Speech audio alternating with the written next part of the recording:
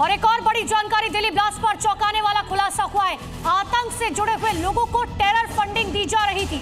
तबलीगी जमात से हुई थी टेरर फंडिंग, ये जानकारी निकलकर सामने आई है। जमाती ज़कात के नाम से शाहीन को फंडिंग की जानकारी मिल रही है। ज़कात की फंडिंग का विस्फोटक खरीदने में इस्तेमाल किया जा रहा था। बड़ी जानकारी दिल्ली ब्लास्ट से जुड़ी हुई आपको बता रहे हैं। आतंक से जुड़े लोगों को टेरर फंडिंग की जा रही थी और टेरर फंडिंग कोई और नहीं, तबलीगी जमात कर रहा था।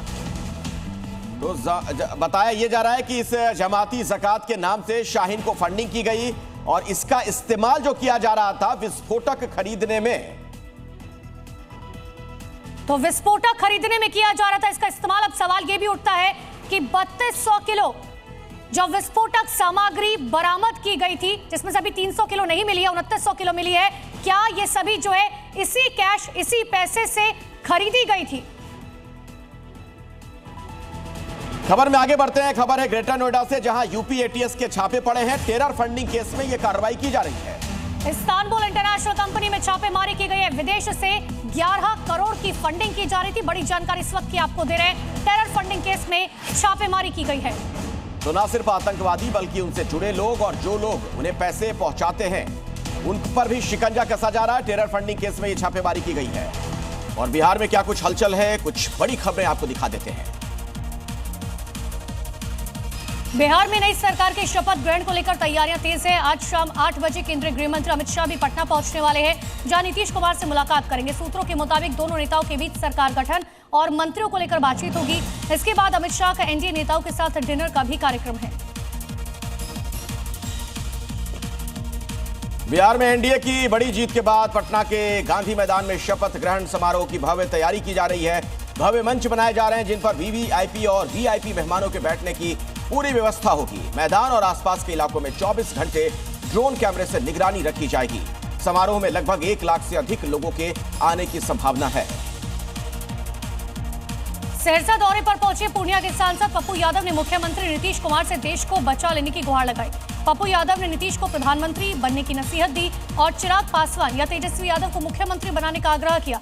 साथ ही कहा कि बीजेपी अगले 6 महीने में जेडीयू समेत सभी पार्टियों को तोड़ देगी। बिहार चुनाव में करारी शिकस्त के बाद कांग्रेस ने अपने बागियों पर सख्त एक्शन लेना शुरू कर दिया है। चुनाव के दौरान पार्टी विरोधी गतिविधियों में संलिप्त पाए जाने के कारण कांग्रेस ने 43 नेताओं को कारण बताओ नोटिस जारी किया। 21 नवंबर तक जवाब देने के निर्देश भी दिए गए। बिहार चुनाव में आरजेडी की करारी हार के बाद लालू परिवार में घमासान छिड़ा हुआ। इसी बीच रोहिणी आचार्य के सोशल मीडिया पर एक वीडियो पोस्ट करते हुए एक पत्रकार को उन्होंने फटकार लगाई और कहा वो अपने भाई तेजस्वी यादव के बुलाने पर आई थी। साथ ही लालू यादव को किडनी देने वाली बात पर उन्होंने फटकारा और कहा हिम्मत है तो लालू जी के नाम पर अपनी किडनी जरूरतमंद को दान करें। ईडी ने अल-फलाह यूनिवर्सिटी के फाउंडर जावेद अहमद सिद्दीकी को किया गिरफ्तार। घर से बरामद हुए 48 लाख रुपए, कई डिजिटल डिवाइस और अहम दस्तावेज जब्त। एनआईए की रडार पर है अल-फलाह यूनिवर्सिटी का फाउंडर जावेद सिद्दीकी। आतंकी नेटवर्क के कनेक्शन को लेकर एनआईए भी कर सकती है पूछताछ। नई सरकार के गठन से पहले बिहार में बैठकों का दौर। आज पटना में एनडीए विधायकों की होगी बैठक। कल होगा नई सरकार का शपथ ग्रहण। आज रात पटना पहुंचेंगे गृह मंत्री शाह। आज प्रधानमंत्री नरेंद्र मोदी तमिलनाडु के कोयम्बटूर से जारी करेंगे पीएम किसान सम्मान योजना की 21वीं किस्त। 9 करोड़ किसानों के खातों में ट्रांसफर होगी 18,000 करोड़ रुपए से ज्यादा की राशि।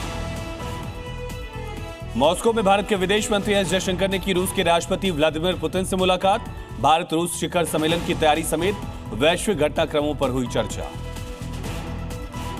और आज दिल्ली पहुंचेगा गैंगस्टर लॉरेंस बिश्नोई का भाई अनमोल बिश्नोई। अमेरिका से ले आया जा रहा भारत। अनमोल पर भारत के कई राज्यों में दर्ज हैं केसेस। अपराधियों को मुख्यमंत्री योगी की दो टोक, बोले नए यूपी को अपराध कतई मंजूर नहीं। घटना के कुछ ही घंटे में अपराधी शिकंजे में होंगे और लंगड़ाते हुए दिखेंगे। संभल में आज निकाली जाएगी हरिहर पद यात्रा। सुरक्षा के बेहद कड़े इंतजाम, छावनी में बदला संभल। विवादित जामा मस्जिद इलाके की ड्रोन से निगरानी। लखनऊ के चारबाग रेलवे स्टेशन पर बरामद हुई 21 करोड़ रुपए की 3 किलो से ज्यादा हेरोइन। सामान के अंदर छिपे थे हेरोइन के पैकेट। 2 महिला गिरफ्तार। सागर में गाड़ी से बरामद हुआ 4 करोड़ रुपए का कैश। कटनी से महाराष्ट्र ले जाई जा रही थी रकम। 2 लोग हिरासत में।